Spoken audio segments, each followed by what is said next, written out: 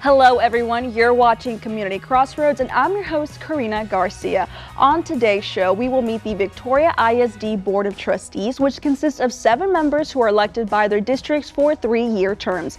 This year, 2 seats in the VISD Board of Trustees are up for grabs, and on today's show, we have incumbent Bret Baldwin currently holding District 3 and newcomer BJ Nelson. We then introduce incumbent Tami Keeling, who holds District 5, and newcomer Richard Jones. And then joining us right now on the show is Bret Baldwin of District 3. Thank you so much for being here today. Thank you for having me. I appreciate being here. So this is your 3rd term. This would be my 3rd term. That is correct. So why are we running again for election? Why am I running? Because I believe in the school district, and I definitely think we're making some progresses, and I want to continue to be part of that.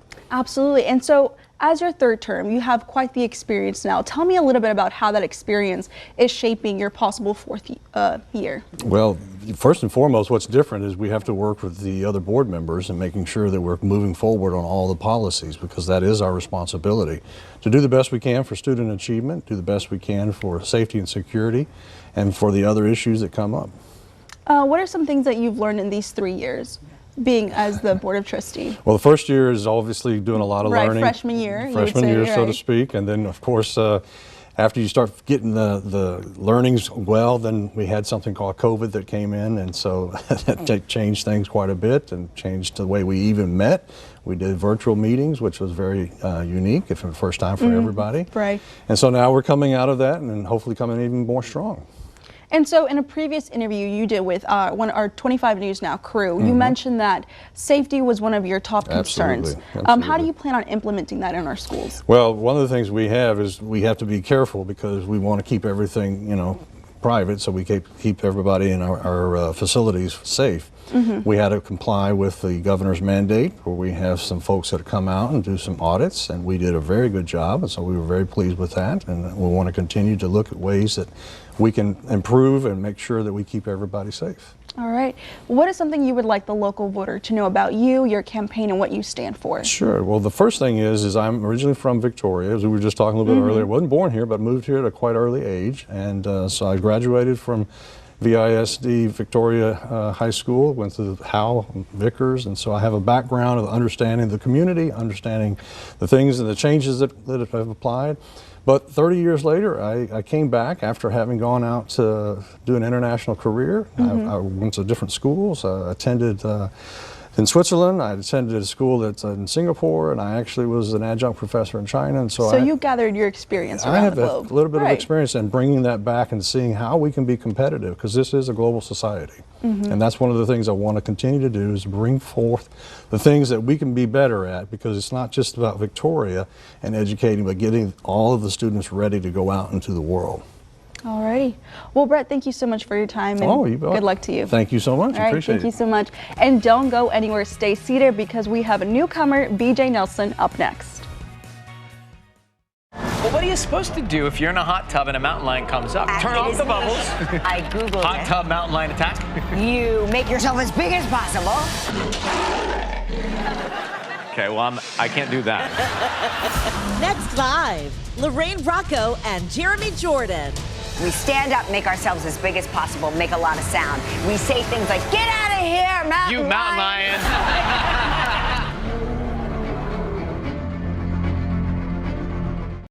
Pledge allegiance to the flag of the United States of America. USA Foundation Repair, in conjunction with 25 News Now, brings you our Pledge of Allegiance every weekday morning. It's your time to reflect and celebrate our greatness as a country, to be a patriot, and to give thanks for living in the best country in the world. And it all began when you recite our pledge. Brought to you by USA Foundation Repair and 25 News Now.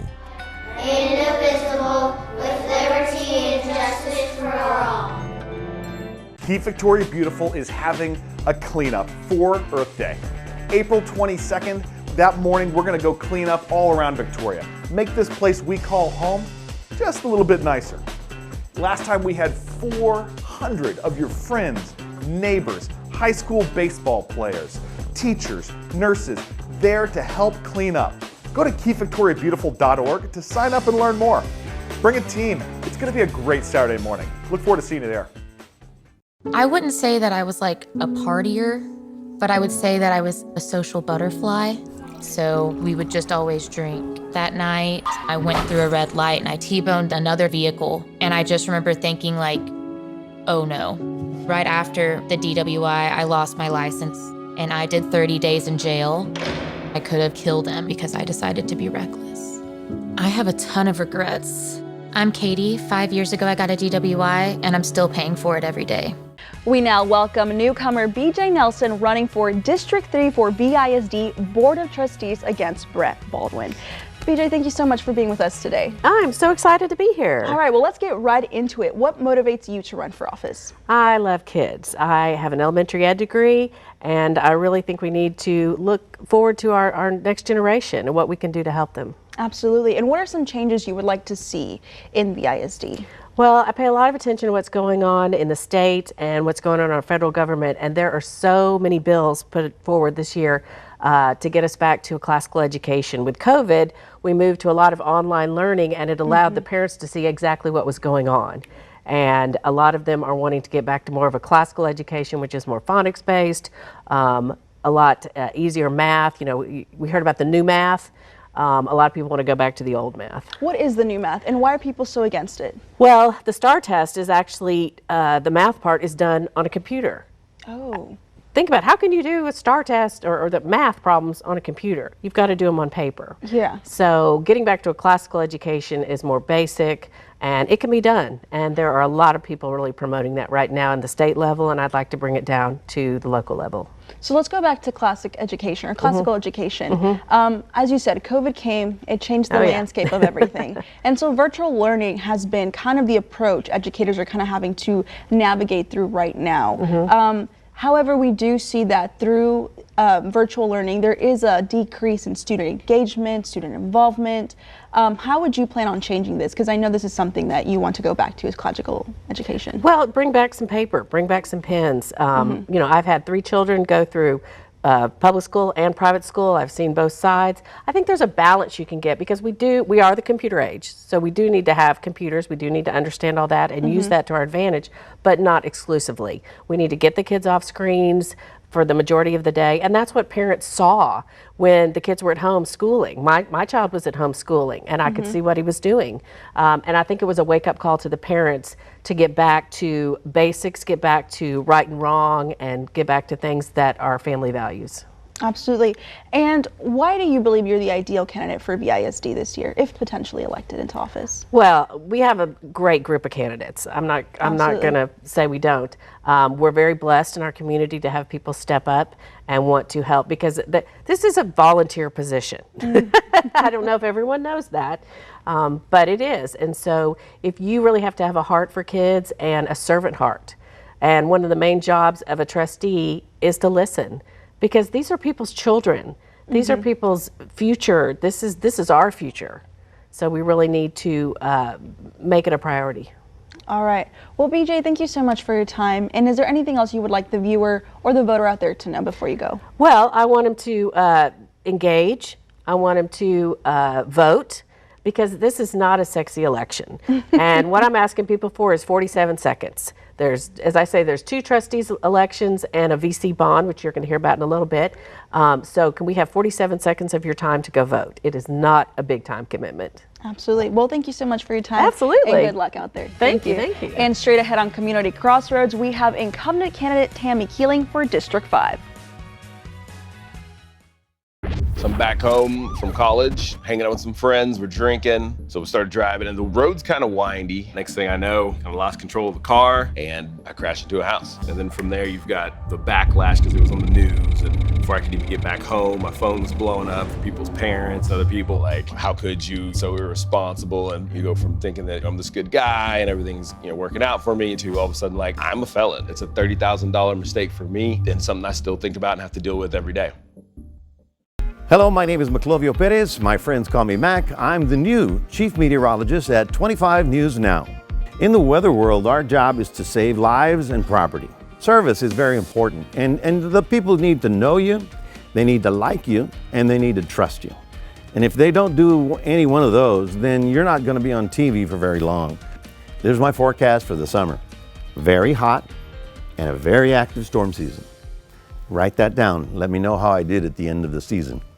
Palace Bingo, where friends meet friends. And with over $500,000 in prizes given away every month, Palace Bingo is the place to be. We've got more chances to win. We've got cash payouts nightly. Palace Bingo in Victoria. Cash payouts nightly. Fantastic food and fun for the whole family. Come out for the fun and stay for the cash. Palace Bingo on Houston Highway in Victoria.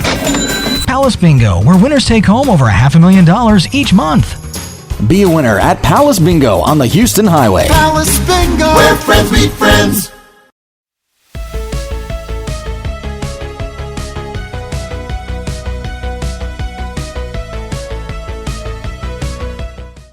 Now, with so much on the line, more Americans are turning to David Muir and ABC's World News Tonight than any other newscast across all of television. Sitting with us now is incumbent candidate Tami Keeling for District 5. Welcome to the show, Tami. Thank you so much for being with us today. Thank you, Karina. Absolutely. Let's jump right into it. So you have served for the VISD Board of Trustees for several years now, and at one point you were, or for a while, you were board president. What are some takeaways as board president that have helped shape your experience and your the way you go about, moving around the VISD board? One of the things that I think is so incredibly important, that's a great question, is knowing the role of a trustee. Mm-hmm. And that when we're at the board table, that we are open and learning together.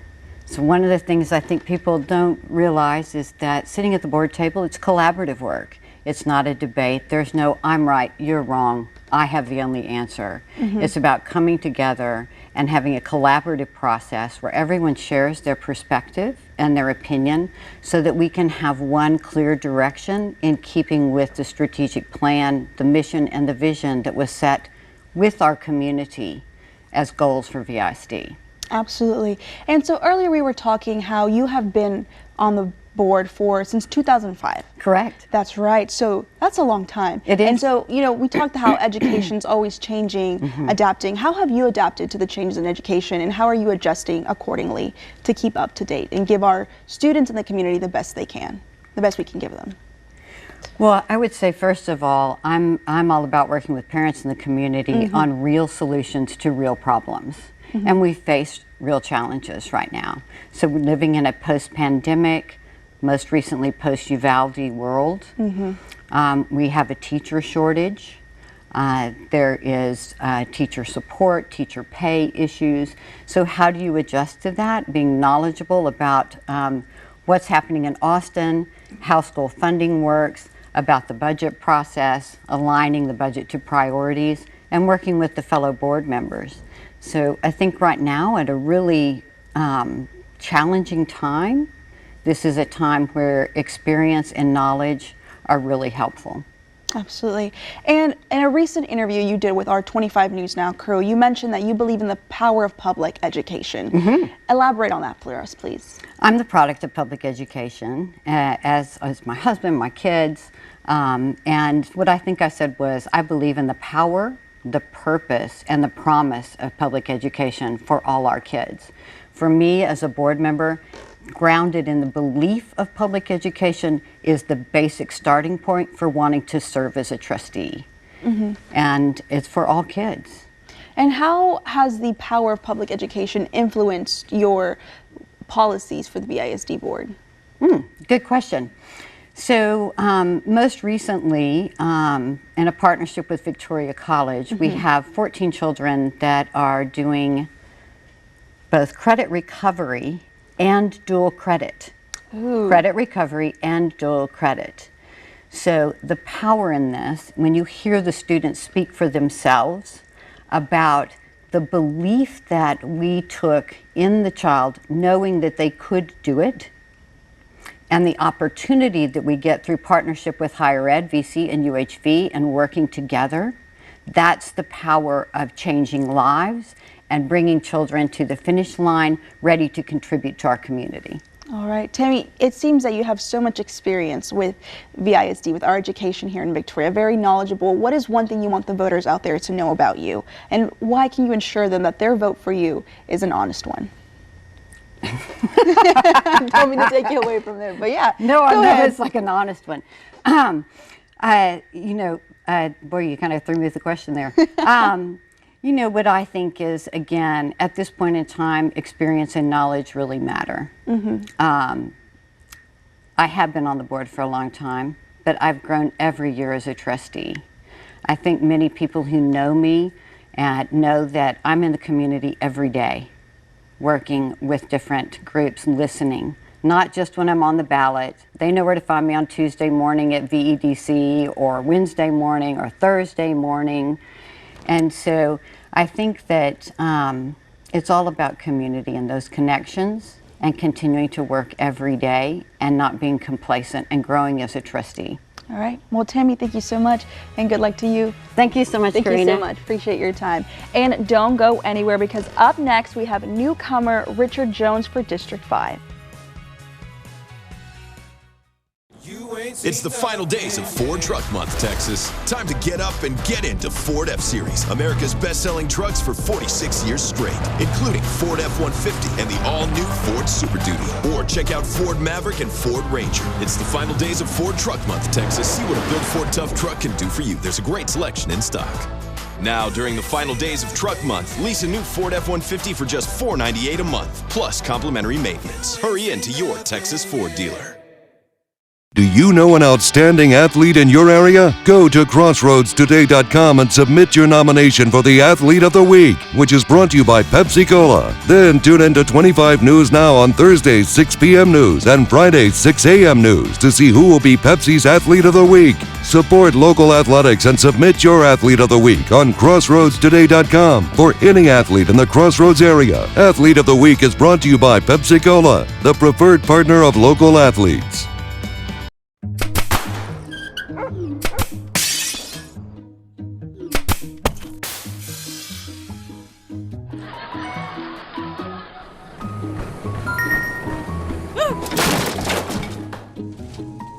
When you don't keep your eyes on what you're doing, it can be downright dangerous to you and others, especially when you're behind the wheel. Put your phone down. Heads up, Texas. For over a century, local broadcasting has evolved with the needs of the community. We move past the stigmas of opinion journalism and bring the most relevant news online, on air, and on the go. You have trusted us with your news, sports, weather, and entertainment. Trust us to keep moving with you. Text TB to 52886 and tell Congress local broadcasting is here to stay. Welcome back. Joining us in studio now is newcomer Rick Jones for District 5, running against Tami Keeling. Welcome to the show, Richard. Thank you for having me. Absolutely. So let's jump right into it, which is Sure. something I've been saying for everybody here. But what are your priorities if elected into office? One of the first things I think we need to do is get back to basic education. Okay. As an engineer at the plant, I would interview candidates, and quite often they would struggle with reading, writing, and especially problem solving. And we need to get our education back to teaching children how to think, not what to think. How to think, not what to think. And how do you plan on implementing that in the classroom? Well, I know that the state mandates what has to be taught, but the districts have opportunities and the abilities to change how things are taught and when things are taught, how times and stuff like that. So by working with the superintendent, working with the teachers, they know what to do. It just uses their abilities to teach the children as they know best. And what are some of the biggest challenges facing not just students in District 5, but in all over, would you say, on the state level? I think it's learning problem solving. You know, there are stories about people that aren't able to make change if the cash register is broken, things like that. And so we just need to focus on ability to do basic life skills and help them succeed in the future. Back to the basics. Back to the basic education. Yes. So, and that would be your top priority. Yes. So the next question I'm going to ask you, and it's been on the minds of everyone, so this might be, the hard hitter one. In recent light of Uvalde, security seems to be a top issue for everyone. What do you say to the parents out there who are, fearful of their students in the classroom? I know that the board today exists. They're working that diligently. I don't know the specifics, and for security reasons, they need to keep it that way. Right? So it'd be a need to get down and, if I'm elected, to understand the procedures and look at the procedures that they have and admire those. I would review those. I was part of the security team at the plant, so I understand some of the basics around security, that sort of thing. So. Absolutely. So what are some changes you want to see in VISD boards? One of the things I think we need to do is focus on discipline. I've talked to a lot of teachers, and they talk about that they struggle with leadership in the classroom for themselves. Behavioral problems? Yes, exactly. Okay. So I want to work with them and see how we can improve that, get them back into control, increase their authority within the classroom, so they can create an atmosphere for learning. So let's touch on these behavioral issues that are in the classroom.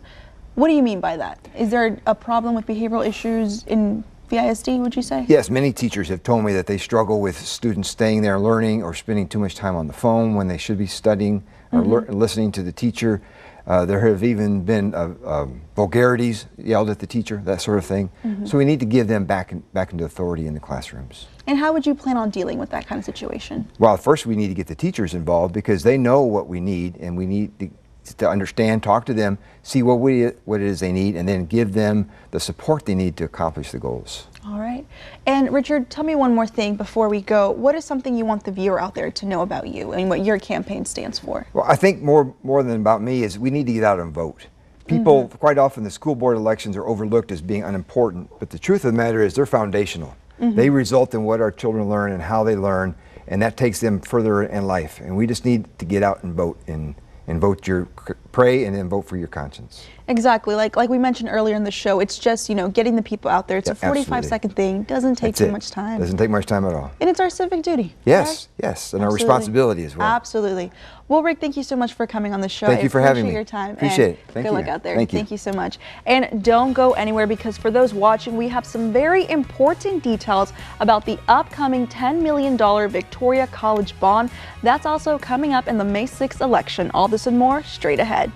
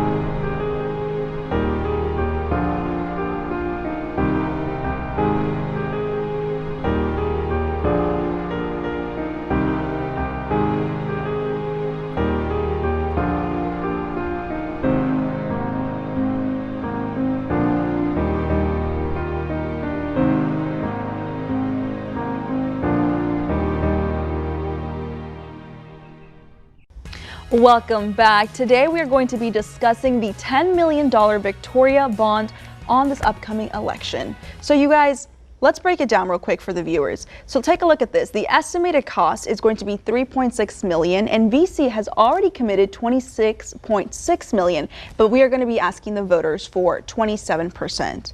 So tell me about this project.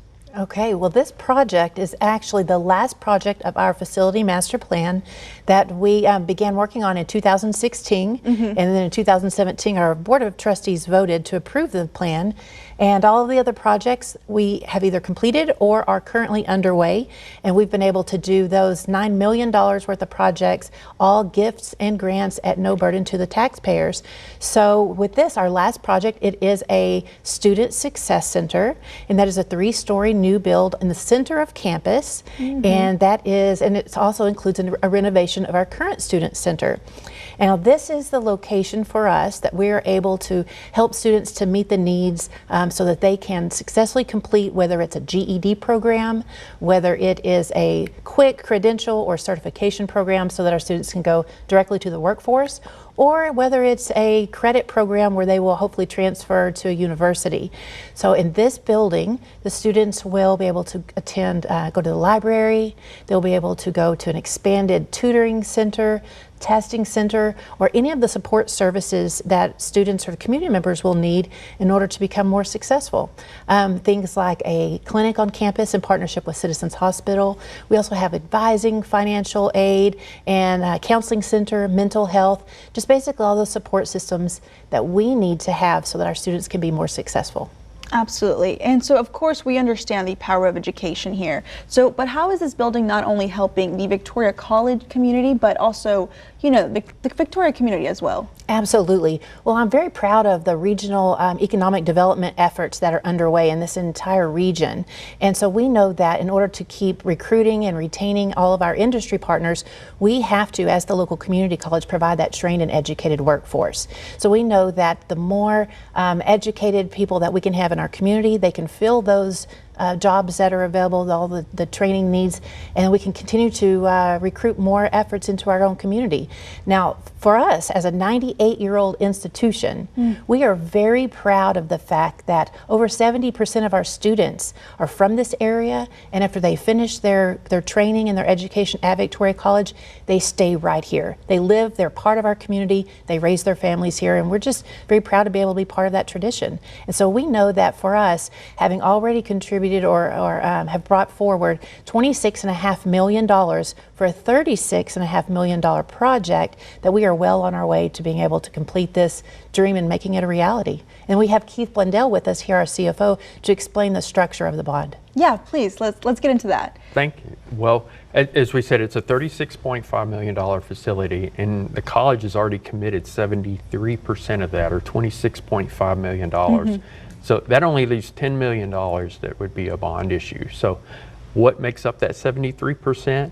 Well, we've got gifts and grants that we've been working on, and then some people have asked, do students have a part of this project? And the answer is yes, they do. So there's a $6 million tuition revenue bond that'll be part of this as well.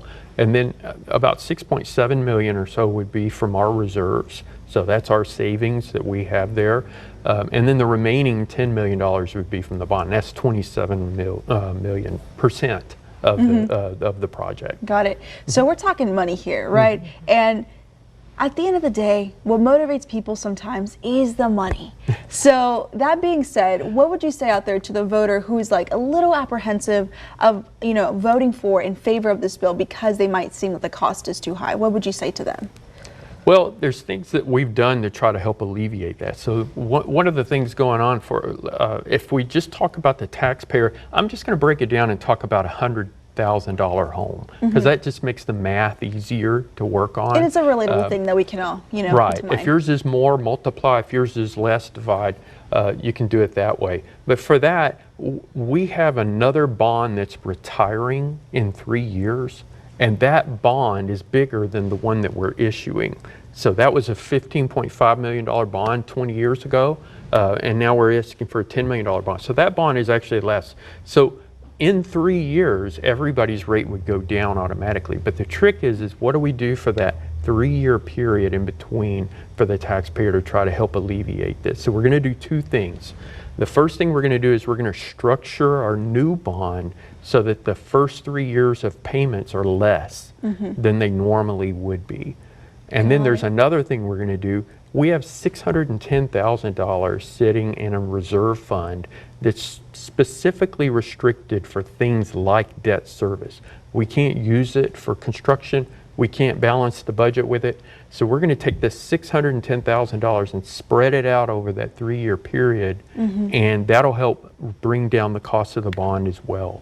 And so after doing that, our rate would only go up a very small amount for that. So let's go back to that $100,000 home. So for that $100,000 taxpayer, cost would be an extra $2.10 for the first year, the second year, and the third year. And then after that, their tax would go down $5.86. If you add that up, that's a net cost of 50 cents. For the taxpayer over that period. So we've really brought the cost of that down as much as we can.